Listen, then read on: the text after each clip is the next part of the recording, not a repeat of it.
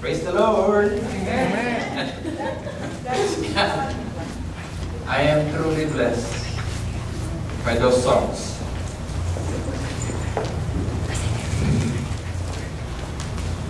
Praise God. It's so fitting on the message that we'll be studying for this afternoon. Though we never talk. Amen. It's another beautiful day that the Lord has gathered His children to hear and listen and to grow in the faith, to be encouraged, to be enlightened, to be strengthened, and to continue to grow in the faith. May the Lord guide us all today as we study His Word. Our Bible verse for this afternoon is Proverbs 27, verse 5 and 6. And Pastor Rodel mentioned it to me that our topic for this month are all related with relationship. And last week, Pastor Rodel has mentioned, family, the husband, the wife, the children. It's a relationship. This is almost the same. It's just that this is more in a general view. And I use the Proverbs as my initial point, which is found in verse 27, chapter 27, verse 5 and 6. And this is what it says. Better is an open rebuke than love that is concealed.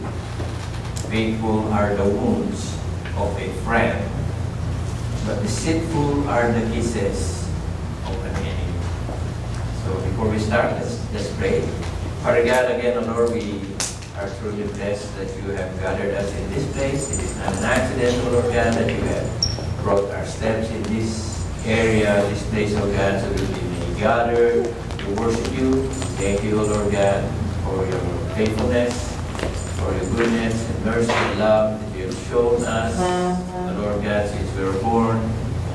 And today, O Lord God, I pray, Lord, as we listen, that your Holy Spirit will speak in our heart, that you will continue to work in our lives, O God. You grant us the strength, Lord God, to persevere in every challenges that we may be facing in the future. We pray, O Lord God, and with all these instances, O Lord God, we will see your wonders, your glory, O Lord God, and your power manifested in the things that we will be experiencing. And we thank you, Lord God, again. And the glory and honor is yours alone in Jesus' name. Amen. Amen. So, okay. Consider two hands in there. And I entitled it Loyalty and Betrayal. So, what is loyalty? We have to discuss first loyalty. What is loyalty? Right? Loyalty means steadfastness, commitment, right? Allegiance, unwavering support, trust, and faithfulness, devotion, and fidelity, right? Most of the time, loyalty you expect, right?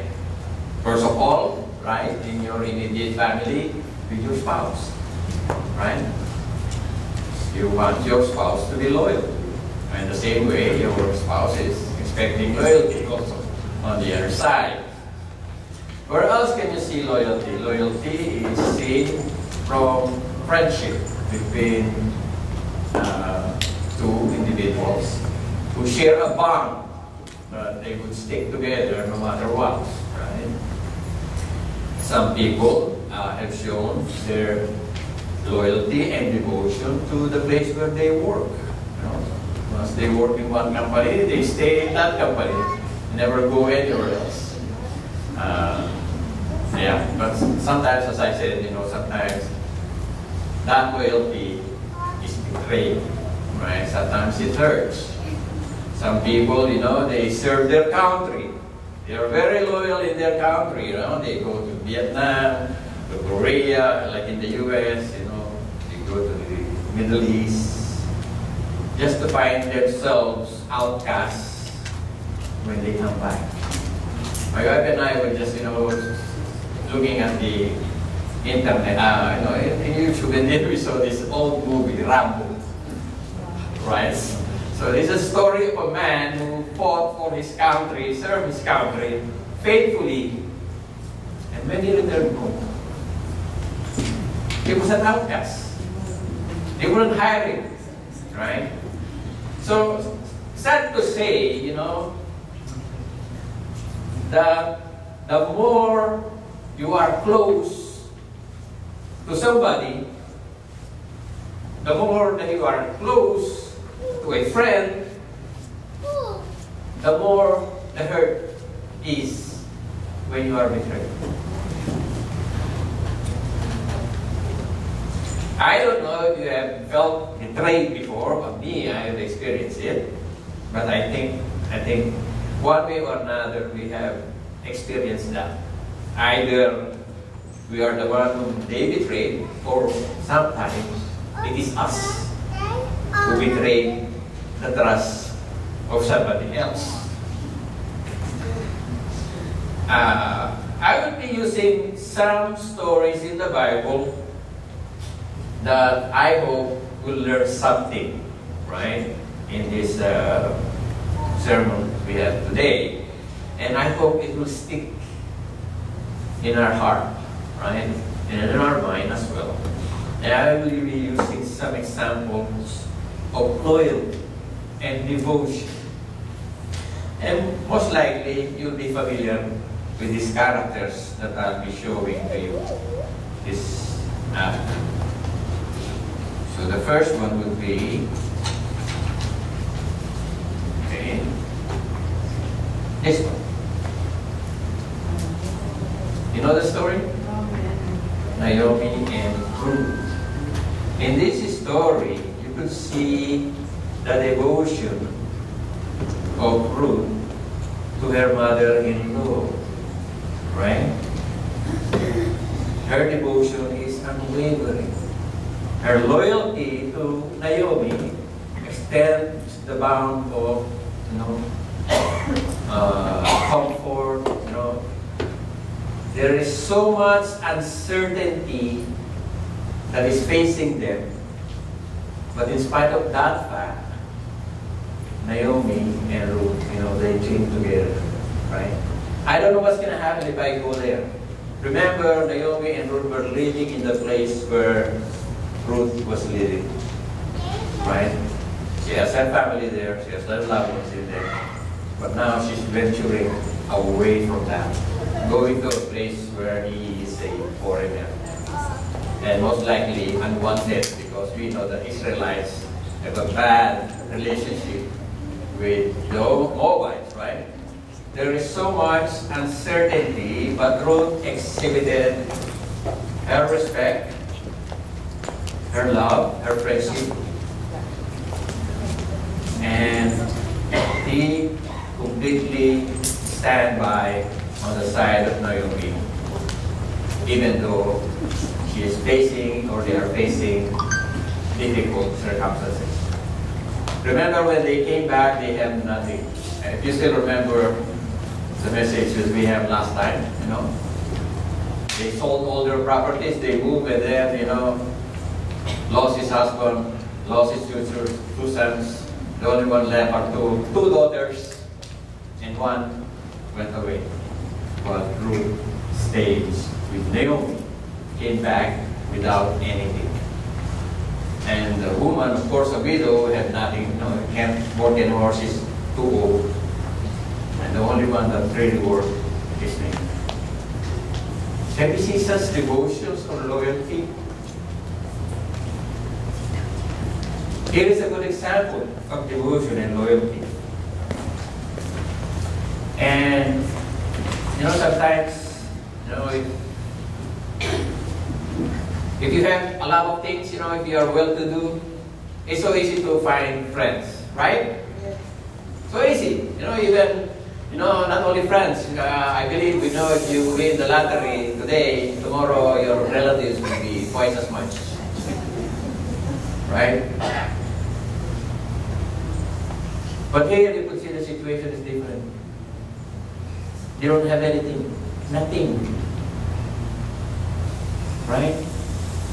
But still, this woman would rather choose to be with this old widow, doesn't have any sons, nothing. What am I facing if I'm going to go with this old woman? If I go home, maybe I could marry, I can start another family, you know. But there you can see loyalty. So through your loyalty, you would see in times of difficulties. A true loyal friend would stick with you in times of difficult times. One example is the life of Naomi and Ruth. Do we stick with our friends in difficult times, or we just enjoy the company of our brothers and sisters only during good times? That is a question that you and I can only answer.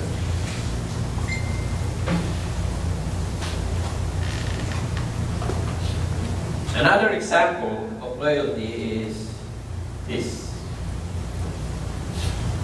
I don't know if you're familiar with him or with them. That's David and Jonathan. David and Jonathan. Their story can be found in 1 Samuel chapter 18 to chapter 20. And some people, you know, they try to twist the story of Jonathan and David just because the Bible says Jonathan loved David. See how people have so much twist in their mind that in order to, you know, to validate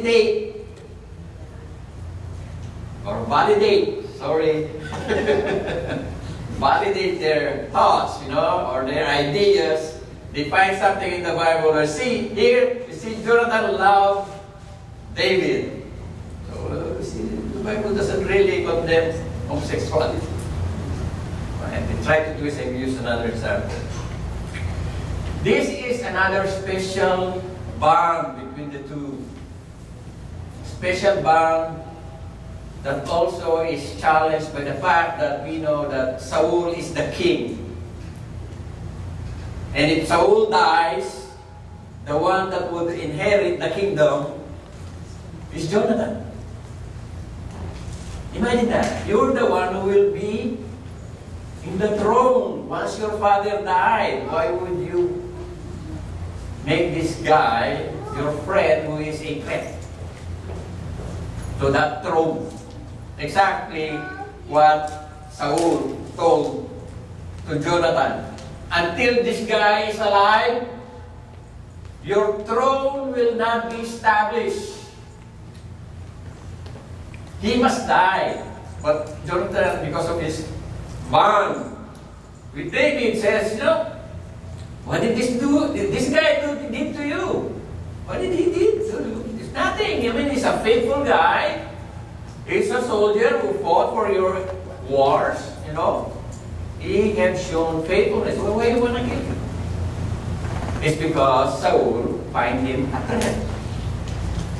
He could see that David's, you know, there's something in David that really makes Saul scared. He doesn't want to lose the throne. He doesn't want the throne to be, you know, given to David. That's why he wants to kill him. And especially because of pride, you know, when people, acknowledge David can kill 10,000 and Saul only kill 1,000. You know, it triggers the pride. I couldn't take it anymore. He tried to kill David maybe 2 times or 3 times. And Jonathan is like, why? He's a faithful guy. He's been serving you faithfully and you want to kill him? What? And true loyalty can be tested with this. Would you rather have this and betray your friendship? Right? Am I gonna continue to be loyal to David, or I just betray him because if he died, then I will get the throne for sure, because my father is the king? But no, they have forsaken everything. Well, forsaken it for the sake of his friendship with Jonathan. Question that we should ask is that, can our friendship be bought with money? Are we going to betray our friends just because of money or power? Right? Again, another question that we should be asking ourselves. Another example of loyalty is this one. For sure, this you know. It's about the Lord Jesus Christ. But who's the other guy? It can't be anyone, right? Of the 12. But I put John in there. Because the scripture says that John is the beloved disciple. John has a close relationship with the Lord Jesus Christ more than the others. Remember, every time that the Lord calls, the inner four, only called 3. Right? James, John, and Peter. Always James, John, and Peter. James, John, and Peter. I don't know why they left Andrew. Right? Because Peter and Andrew, they're brothers. Right? But Andrew is not included. I don't know why. But it's always John, James, and Peter. We all know that in the crucifixion of our Lord Jesus Christ, there is one that is really visible who stayed during the crucifixion. He is present during the crucifixion. And we know that is John. So John and our Lord Jesus Christ shared a great bond. Even when Peter asked, Lord, what about this? What about that? What about this guy? What's going to happen to him? And the Lord says, well, what is that to you? What is that to you? If I want him to leave until I come back, what is that to you? You serve him. You serve him. So, brothers and sisters, don't ask, what about Pastor Brother Billy? Okay? Or this and that, Just serve. Serve. Serve God in whatever capacity that the Lord has enabled you. Right? Create a bond. Right? Those who seek me diligently will find me. Right? Don't expect everything to be served in a silver platter. Right?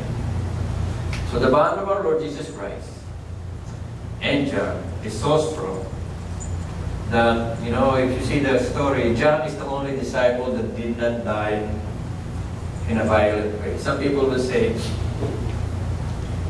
no, he's the only one who died in a natural cause. He wasn't executed, he wasn't stoned to death, he wasn't chopped into half. He died a natural cause in the island of Patmos, where it's a mining area.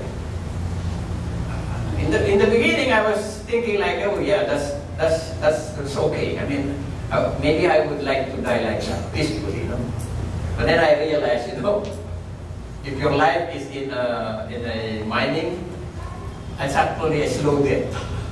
I would rather die instantly rather than have a slow death, right? So if you see that John he died okay, I mean, you have to understand the situation during that time. He was an exile. It's not he was in exile in the Bahamas or in the Caribbean.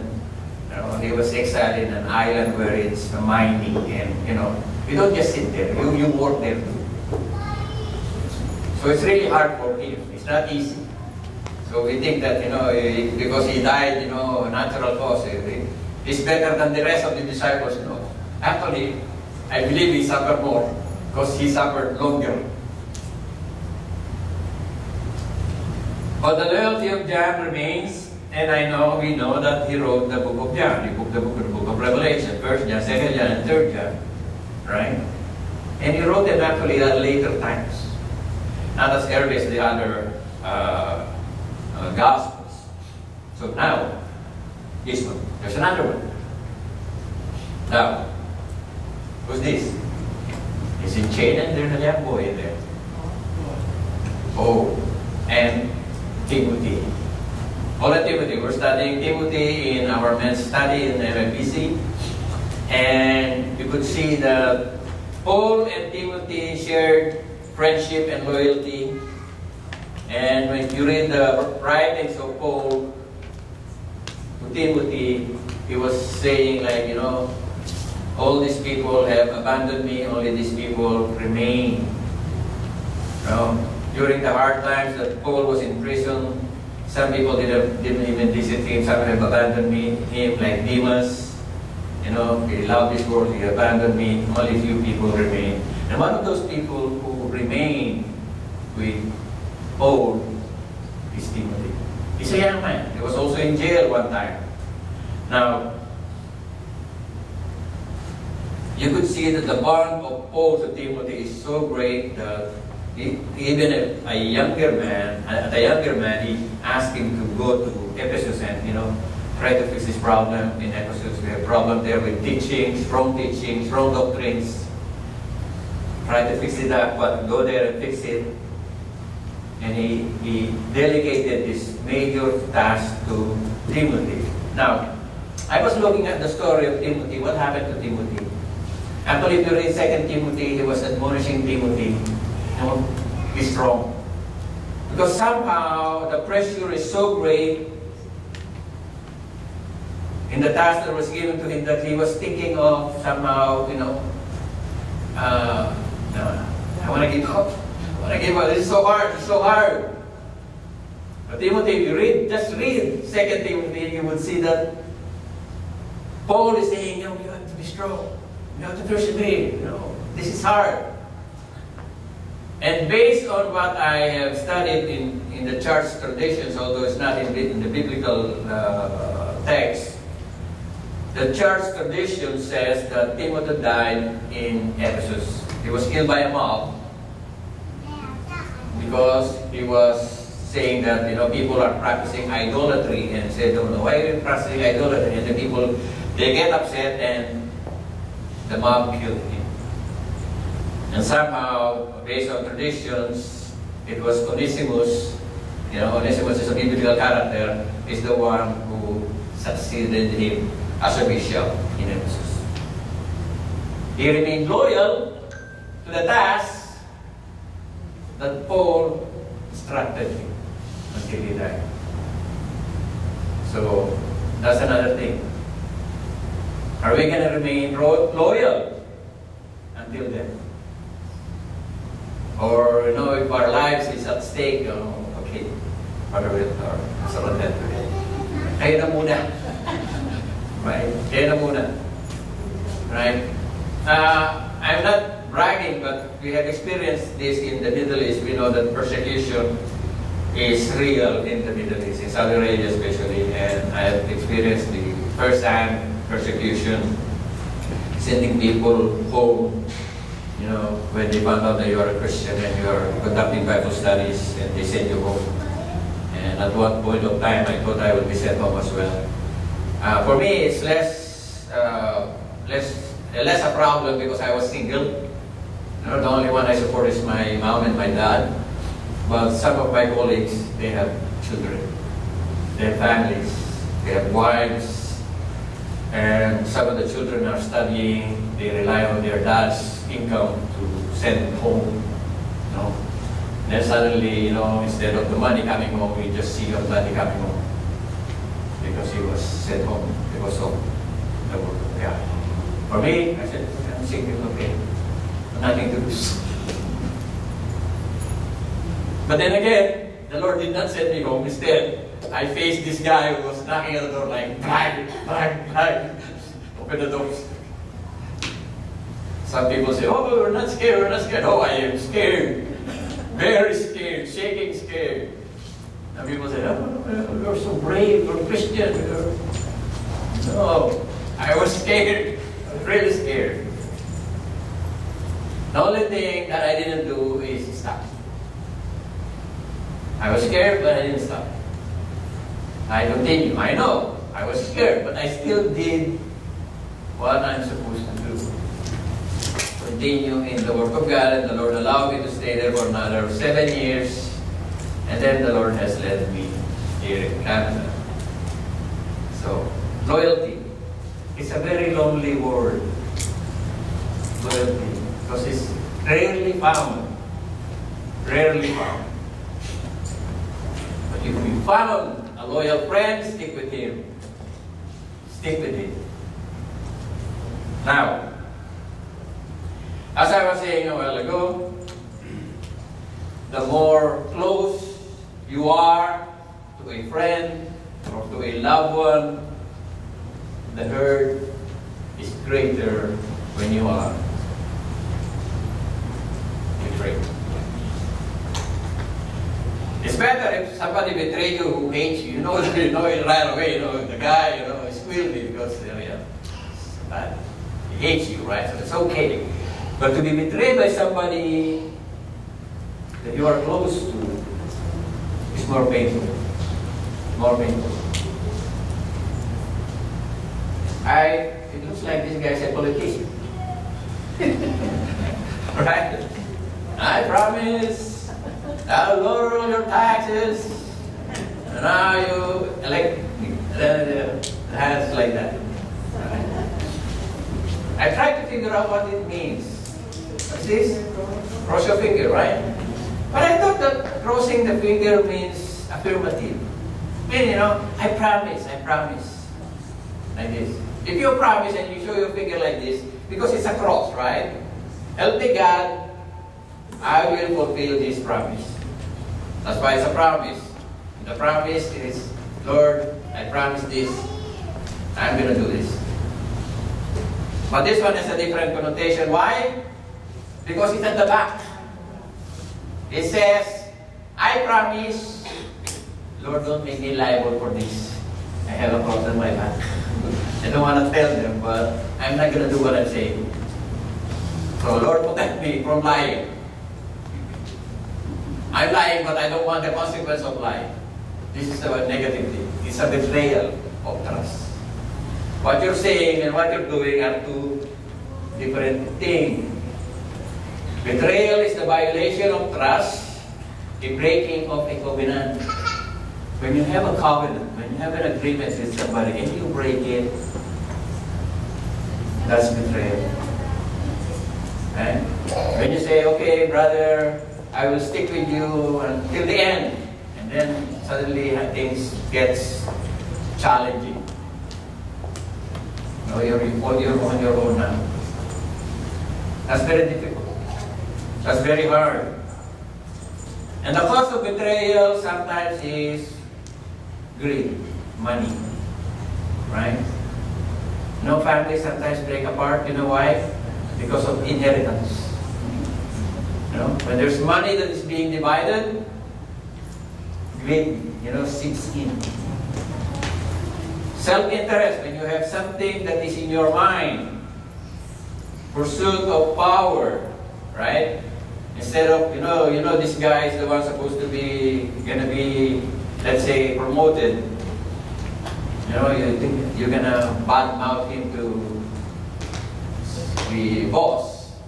And the boss changed his mind, instead of hiring him, then they hire you. And then the guy doesn't even know that you badmouth this guy. And after that, it's just like that, my friend, they made a choice, but you did something behind it. It's betrayal, right? And there are many stories in the Bible that are about betrayal, right? Relationship is shattered and trust is violated. One example is Jesus. A young boy with a colorful robe and 11 brothers. You know the story. Why did the brothers of Joseph betray him? Because they were jealous. Because his father favored him more than the rest. Why? Because Jacob loved Rachel more than Leah. But, the one He doesn't love that much. He also loved Leah, but doesn't love as much as Rachel. So Rachel gets pregnant more often than Rachel. So what happened is when Rachel got pregnant, of course, when the wife of your favorite wife is the one who bear your son, of course, that son will be also your favorite. Which is not good. You know, father and mother don't show favoritism on your children. You treat them equally.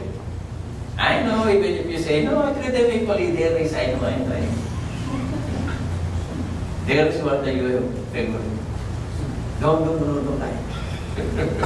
You say, okay, they're all the same, but no, there is always somebody among your children that you connect more close. You're not saying they are your favorite, but I know there are some children that are closer than the other. Right? So Jacob, children, the 11 betrayed Joseph. Right? They sold him to slavery for a few cents or few pennies or few dollars. It's betrayal. Another side of it is this one. You know this guy. He's betrayed by a lover. Who is here is betrayed by a lover. You're my boyfriend now. You're my girlfriend now. And then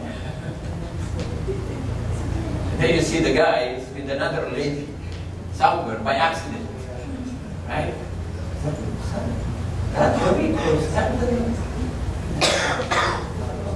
Two-timer. Right? Here,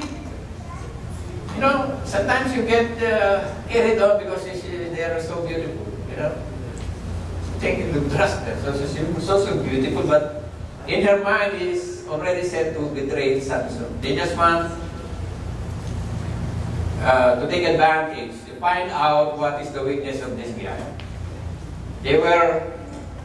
Samson was deceived by the charm and the beauty of Delilah. She didn't see it coming. Great story of betrayal. This one. Sometimes it's hard to believe that the person who's crying for justice and for loyalty is the one who becomes loyal. Or you could see the guy on the right side is King David. If you read the Psalms, you could see, my friend has betrayed me, but here, it's David himself who betrayed Uriah. Right? Why? David is wealthy. David has a lot of wives already. He has power. He has money. He has wives. Why? That's why Nathan is asking, why? Right? This guy only had one. And you stole it from him. Not only that he stole it, he also planned the death of Uriah. Uriah is one of the best men of David. You could find that in the book of Chronicles. Those were the great soldiers that are under David's command. And Uriah was one of them. Faithful guy. Imagine this guy carrying his own death certificate. David wrote a letter, okay, send this guy to a dangerous place and then abandon him. Uriah, come here. Okay, give this to Joab. Unspeakable. Right? You ask this guy to carry his own death warrant.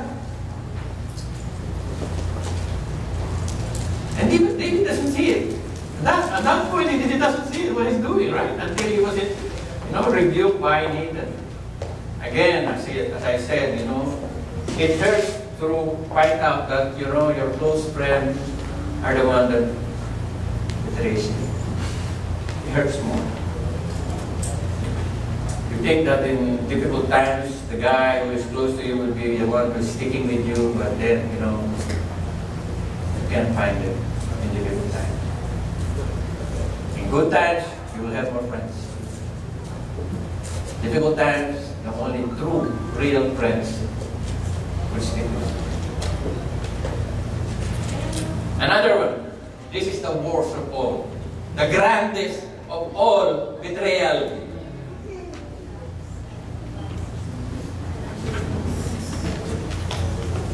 Who's this guy? Judas, of course.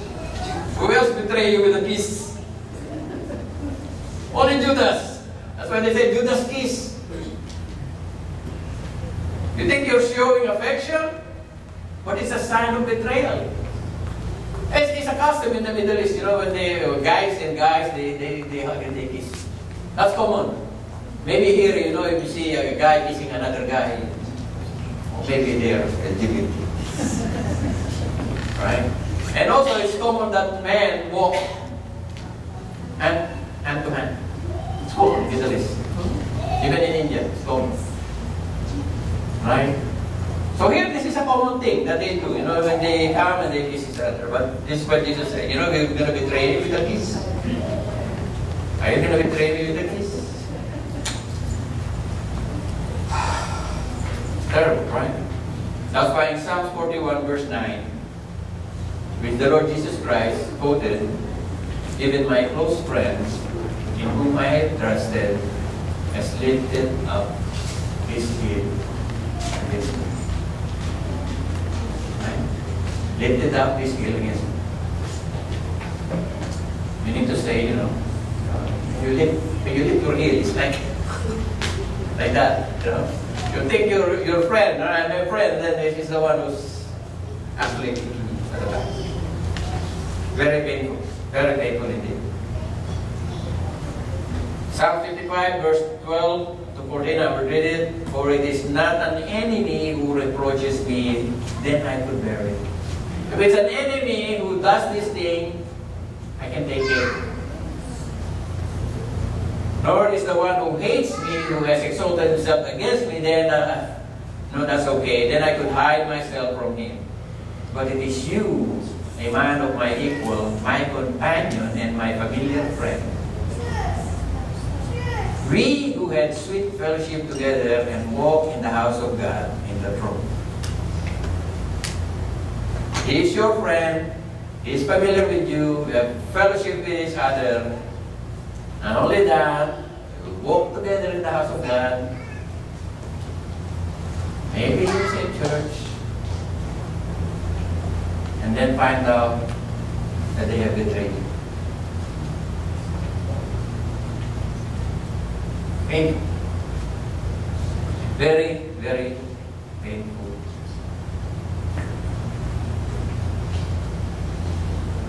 My close friend whom I trusted. I have entrusted you. I have trusted you.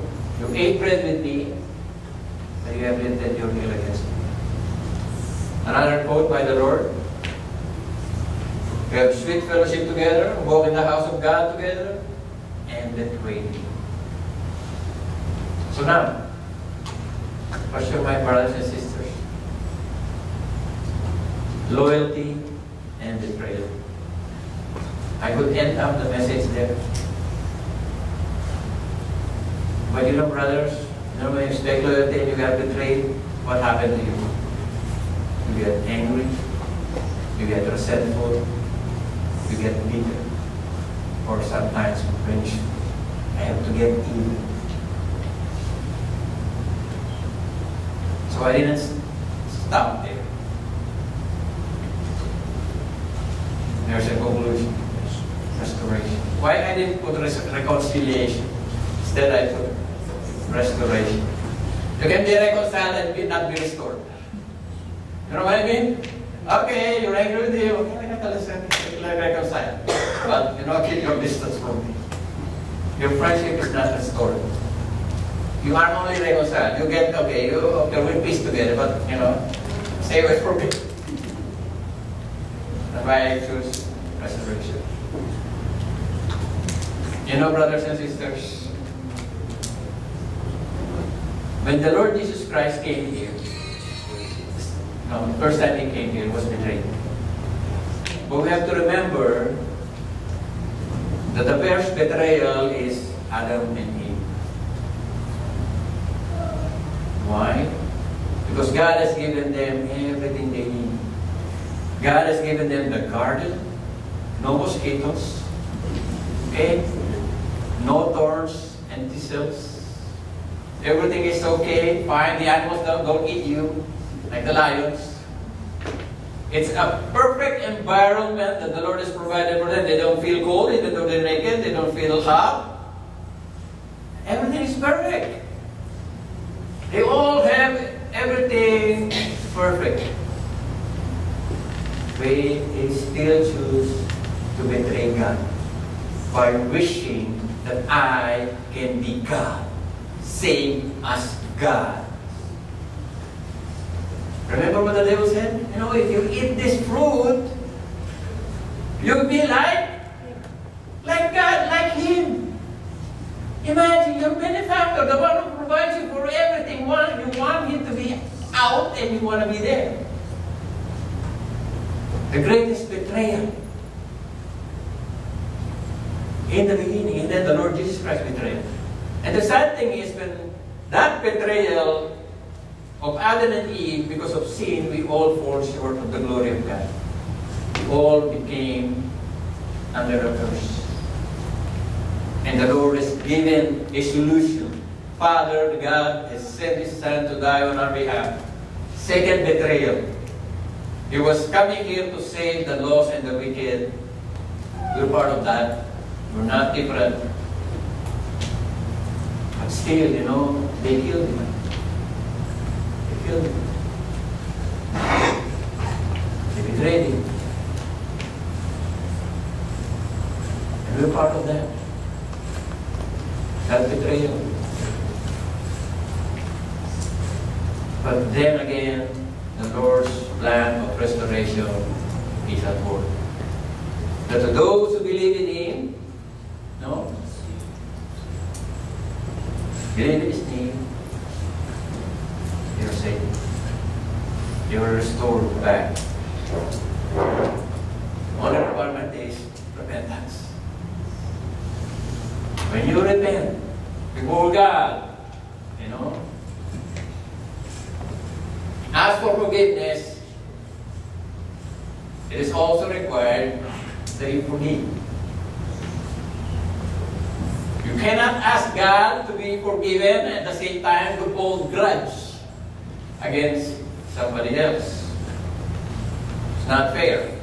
You should have one rule. You want to be forgiven? Then you have to learn to forgive. It only happens when, as the song we sang a while ago, I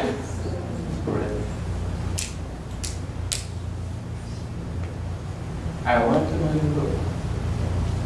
Have it your way. Not my way. Like Adam and Eve, they want to be like God. They want it their way. Until it comes that, Lord, it's your way, not my way. You surrender. That's the only time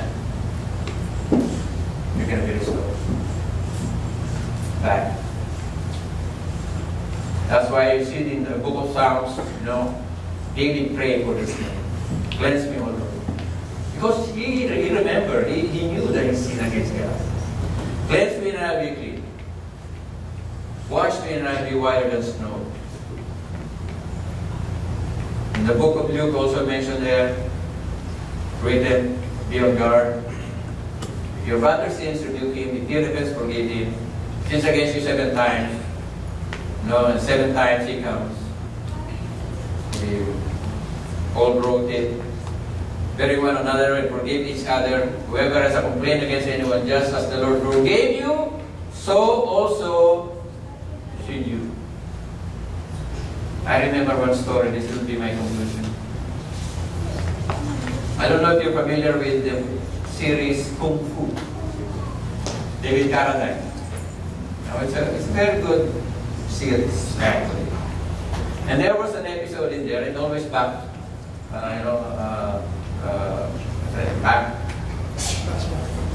flashback, when they were young. So their master sent them an errand, two boys sent them an errand to bring something to one place.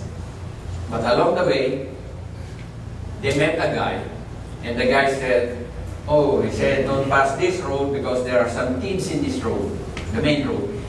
And they might, steal whatever you have, valuables. So they're young, they're inexperienced, so they said, the guy said, okay, just take this side road instead, because there are some thieves in there. So they trusted the guy and they went to that road. When they went to that road, the thieves actually are waiting on that road, on the side of the road, and they stole the valuable things that they are about to give to the other guy. So they were beaten, and then they, stole the goods, and they don't know what to do, so they went home. Then when they went home, their master asked them, what did you learn? What did you learn? One boy said, trust nobody. Trust nobody.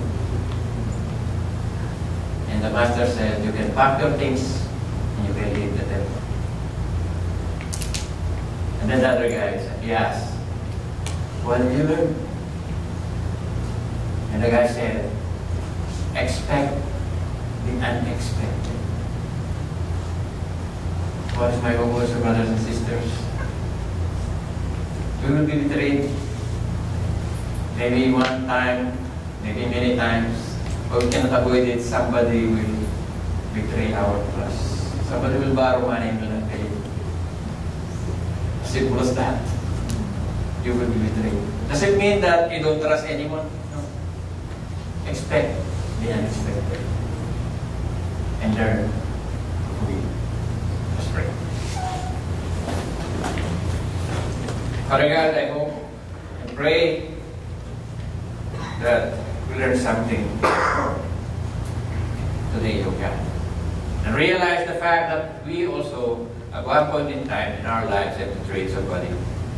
Because of all you, O Lord God, by disobeying your commands. Pray, O Lord God, that you will bestow your mercy upon us, O God, and continue to work in our lives. Grant us the strength to be steadfast. Be faithful. And to continue to serve you, O Lord, in all our might. May we honor you with the things that we do, and that we may continue to exhibit the love that you have shown us for one another. And again, O Lord God, we are blessed to hear this message. And again, the glory and honor belongs to you, O Lord. Amen.